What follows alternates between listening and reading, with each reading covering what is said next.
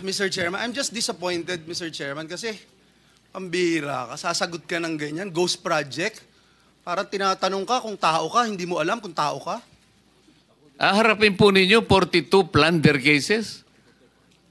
Hindi po fair sa inyo yun eh. Alam namin, hindi lang kayo ang sangkot dyan. Marami ang kasangkot dyan. Kaya, yung abogado po siguro nag-advise sa inyo kung nakikinig. Tingnan nyo rin po na maganda ring offer para sa amin ito. Yung St. Timothy, ayan si Madam Roma. St. Timothy and I think Wawaw is here. Yeah, St. Timothy, meron kayong ghost project sa Bulacan? Mr. Chair, wala po. Categorically. Tapos yung Wawaw?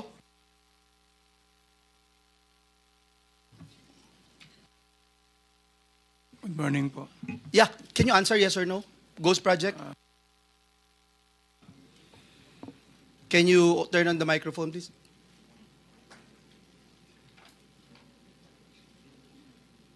It's a yes or no question, sir.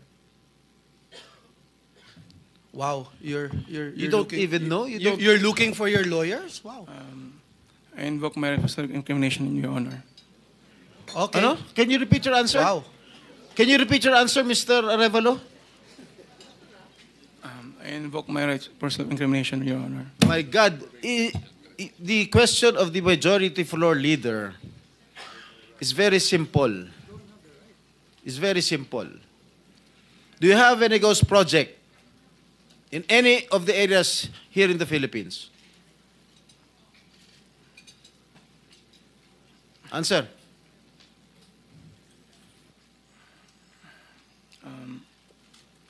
Dahil may mga usapin po na kakasuhan yung mga contractor ng DPWH po at parte ng ulat ng Senado na magpagrekomenda ng paghahain ng kaso laban sa resource person, ang payo ng aking mga abogado ay huwag magsalita sa panahon na ito dahil anumang pahayag ko sa pagsisiyasat. Sino utos sa'yo na huwag magsalita?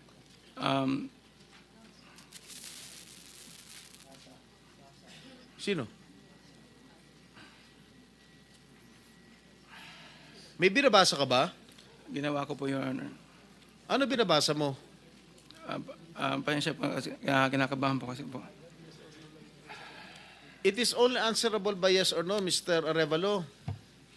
Is there any ghost projects of Wawaw builders? This is what I discovered, and the former secretary confirmed during the first hearing that there indeed are ghost projects. Bine-verify pa po namin, Your Honor, ang ano kung meron po. Ano ka ba sa Wawaw? Are you the owner? Yes po, Your And Honor. you should know. Majority Leader, it's your time, ha? Yes, Mr. Chairman. I'm just disappointed, Mr. Chairman, kasi pambira ka, sasagot ka ng ganyan, ghost project.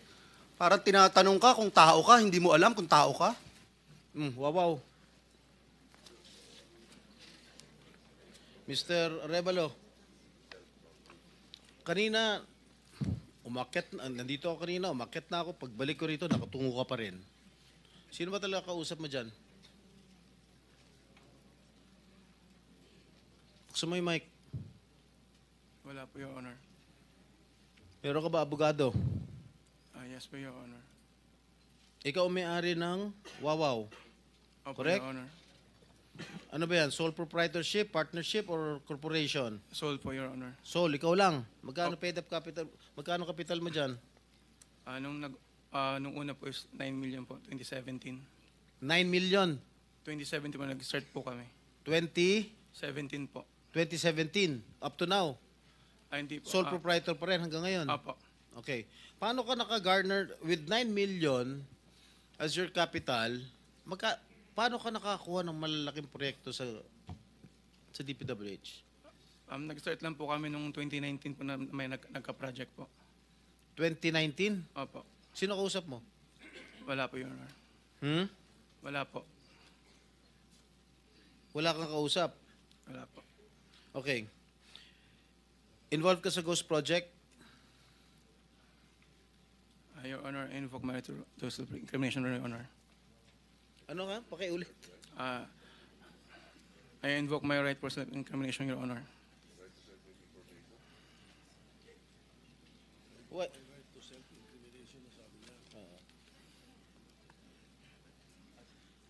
Senator Jinggoy. Malinaw ba Mr. yung Chair. Pwede bang... linawin muna natin yung sinabi kasi ang narinig ko, I invoke my right to self-incrimination. Against incrimination, Wala Your akong narinig Honor. na against eh. Plus, Mr. Chair, dapat tumingin ka rin sa nagtatanong mo, Mr. Wow. Ayaw mo ba tumingin sa amin? Huwag kang kausap Yuko mo. ka na, yuko dyan. Lamesa yung kausap mo eh. Senador yung nagtatanong sa'yo. Harapin mo rin. Thank you, thank you. Anong pangalan niya? Arevalo. Mr. Arevalo, meron kang abogado? Yes po, Your Honor. Is he here? He can give you legal advice. Yes po. Nandiyan ba abogado mo? Nasaan ang abogado mo, Mr. Arevalo?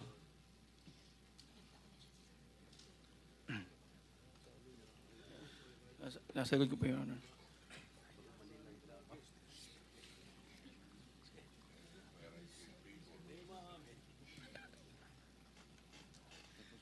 Hindi po.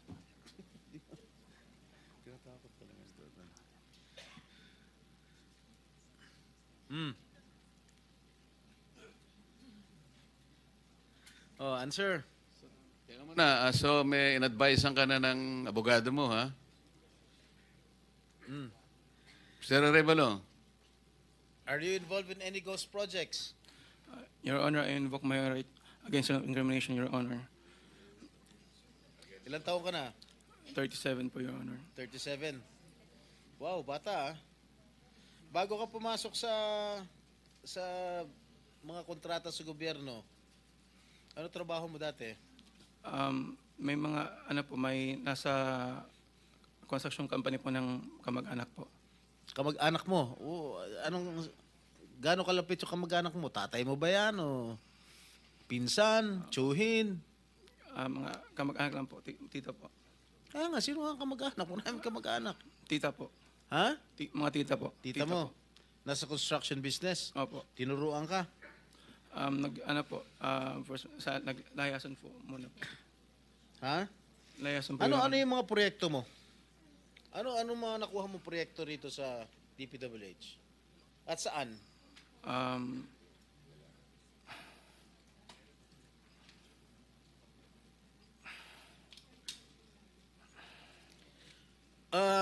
Mr. Arevalo, alam mo, malamig na malamig ulo ko ngayon ha. Pero pag ikaw, tumingin ka ng tingin na sa cellphone mo, hindi ko alam kung ano binabasa mo dyan, humarap ka sa amin. Opo. Yes po, Your Honor. Ikaw may-ari nito, di ba? Yes po, O Your di Honor. dapat alam mo. Ano yung mga proyektong na-awardan sa inyo ng DPWH? At saan-saan? Ano po, Your Honor? Hindi ko po na alam po yung exact number po. Gusto mo ako magbigay sa'yo? Kung saan-saan yung mga project mo? Gusto mo ako magsabi sa'yo? Come on. You're wasting our time. It's already 1:45. May session pa kami alas 3. At marami pa magtatanong. that is what I was trying to advise everybody. Kasi po, gagamitin sa session mamaya to at 3 o'clock. Kaya nililimit po namin ang sarili namin na magtanong. So, Mr. Chair, Senator kung di naman Jinggoy, sumasagot ito hindi sumasagot agad-agad ito, how can you deduct it from my time? Hey, Mr. Arevalo, sumagot ka Yes po, agad. Your Honor. Ha? Yes po. Oh, alin-alin yung mga proyekto na na-awardan sa iyo ng DPWH at saan-saan to? Meron po kaming sa QC po, sa Metro Manila First. Meron din po sa Quezon. Bulacan. Your Honor, I invoke my right against self-incrimination, Your Honor. Anak ng patingo. Tinatanong ko, how can my question incriminate you? Tell me. Tinatanong ko lang saan yung proyekto mo. I invoke my right against self-incrimination. Sorry po, Your Honor. Ha? How can that incriminate you? Tell me. Pinapainit ng ulo namin dito eh. may incriminate siya kasi nga, hindi niya may tuturo ko siya dahil ghost project siguro. Oh, Dahil po may mga usapin na ano po na may mga allegation po na mayroon nga pong anomalya. Kung magsasalita po ako, pwede po magamit laban sa akin. Oo nga, simple lang naman. Wala na ako tinatanong sa'yo kung ano. Tinatanong ko lang, saan itong mga proyektong na-awardan sa'yo ng DPWH? Ang dami mong binanggit na probinsya. Quezon. Ano pa? Ano binanggit niya? QC. Karamihan ito, Bulacan. Ba't di mo mabanggit ang Bulacan? Ha? Meron ka pa nga San Juan Hindi mo binabanggit Ha? Metro Manila First po yun, Your Ano? Honor. Sa Metro Manila First po yun, Your Honor. Metro Manila first? Yes po, San Juan po. Oh. Yun po yung pinakuha namin project 2019. Sige. Yung Bulacan, meron ba? Sagot.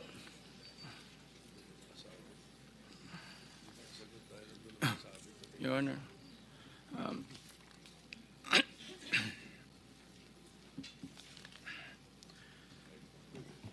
Uminom ka ng tubig.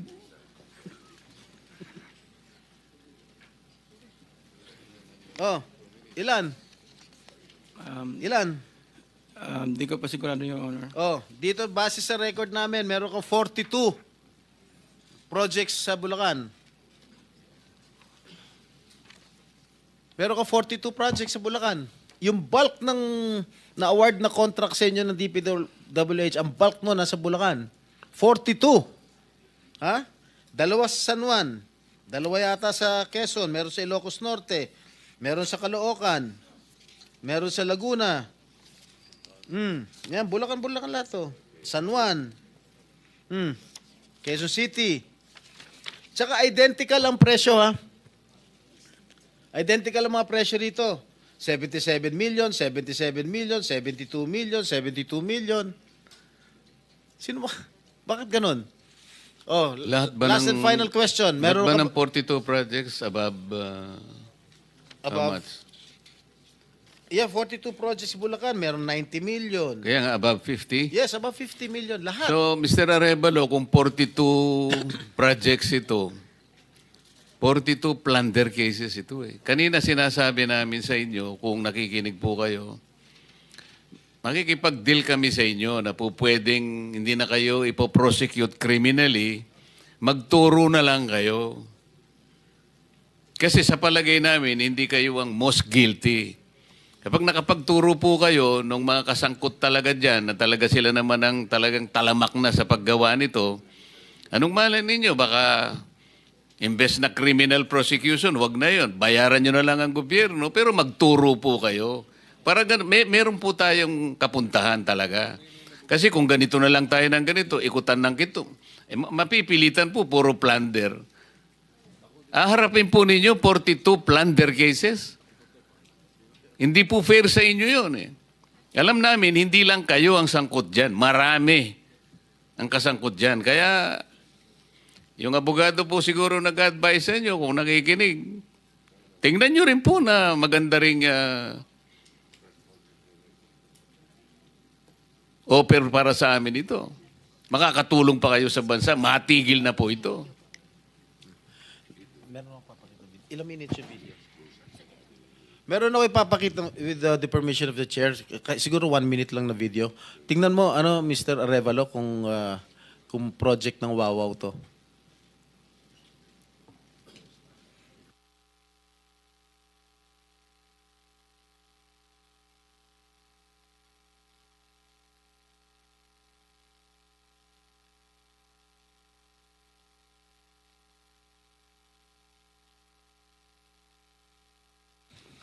Familiar ka dito?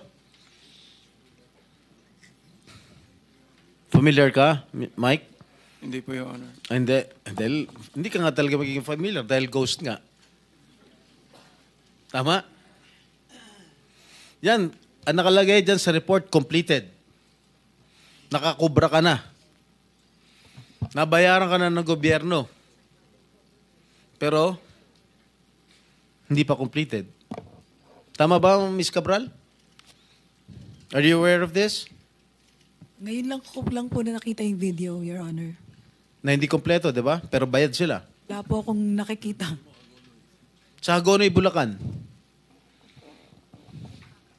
So, hindi mo alam, Mr. Arevalo? Ngayon ko lang din po Ha? nakita yung video. Ngayon ko lang din po nakita yung video, Your Honor.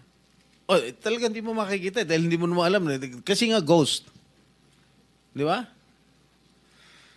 Alam mo, nag-iisip na ako kung isa-cite kita yung contempt dito eh. Huwag mo lang ako subukan, please. Okay, babalik ka kita next hearing ah. Miss Sara. Mr. Chair, with the indulgence of the SP Pro Temp, interjection. Yes, Okay, please. provided it's very brief kasi Yes, kulang na very po brief, tayo Mr. sa Chair. panahon. Opo, very brief lang. Sabi nyo kanina, and salamat po sa SP Pro Temp at Mr. Chair. Sabi nyo kanina, Mr. Arevalo, na meron din kayong mga proyekto, ang Wawaw, sa Quezon City sa pamamagitan ng Metro Manila First. Kasama po ba yon sa dalawa lang sa 254 flood control projects sa Quezon City na may koordinasyon sa LGU ayon kay Mayor Joy Belmonte? Yes po, Your Honor. Ayun yun. Yun din, Ano po yun, yung sa isa po, may letter na po dun for termination po. letter for termination. Yun ba yung sa Barangay Mariblo sa Quezon City? 2 pumping stations na nagkakahalaga na 282 million pesos na magkaharap? I-check, yun po, ang di ko po masagot, i-check po namin, Your Honor. Sige po, pakipaalam nyo sa komite namin sa pamamagitan ng aming chair. Mr. Chairman, just to put on record also, no, yung Diskaya Group, ang total cost project nila from 2022 to 2025 ay 31 billion pesos. 31 billion pesos dito sa siyam na kumpanya na ito.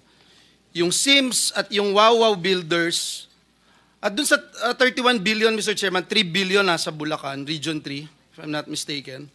2.8 billion sa Bulacan. Yung Sims, tsaka yung Wawaw, meron pong 4 billion at 1.2 billion sa Bulacan. May I know from COA kung na-audit niyo po itong tatlo na itong binanggit ko na ito, na kumpanya? Sir, ito po yung mga na-subject for audit, fraud audit, especially for Bulacan po, sir, Your Honor. Yes, and nakita niyo may ghost project. Kaya hindi makasagot ito eh. Oh. Opo. Can you confirm? Hindi ko pa po ma-confirm, Because sir, we're going to dahil get the, Wala po we akong- subpoena already the documents. So, Opo. can you confirm? Yes or Your no? Honor, wala po akong kopya nung audit highlights. Do you also audit itong pickup? Meron po tayong mga auditors assigned sa DTI, Your Honor, at may mga findings din po sila, kaya na-audit din po yung pickup po. I'll go with the pickup, no? Nandito si Dr. Dakay. Dr. Dakay, ilan kayo sa board? Can you just mention the names? Tatlo? Yeah, there are 3 of us, Your Honor.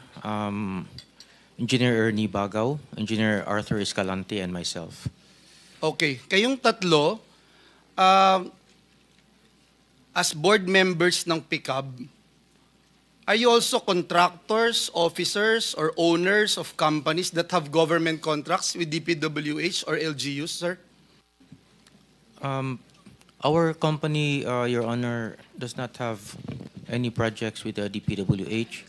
Kayong tatlo na members ng board. I have documents here to prove something, sir. Please don't lie to me, please. Yes, that's why Engineer Bagaw, AGB, and Arthur Escalante have projects with the DPWH. So meron, sir, Your Honors. Is that correct? Yes, the current pickup board members have construction contracts with DPWH, and I can show it to you later, LGUs and other government entities with their respective companies. Your answer is yes, right? Yes, Your Honor. So you don't think it's not right for you guys to have these contracts? For example, Dr. Dakay, as chairperson, associated po kayo dun sa Dakay Construction and Development Corporation. May projects po kayo with national and various local governments for public facilities like government buildings and schools. Si Engineer Bagaw, one of the top contractors ng flood control project, securing worth 7.7 billion. Si Engineer Escalante signed a contract with DPWH on behalf of his company in May 2022 while already a pickup board member. Are you aware of this, sir? Yes, I'm aware of that, Your Honor. And there's nothing wrong with it? Actually, Your Honor, all of the members of the board of PICAP and the other boards in SIAP are all contractors. And there's no conflict of interest, you think, among your officials? And there's nothing we can do to stop the three of you, the powerful three in PICAP?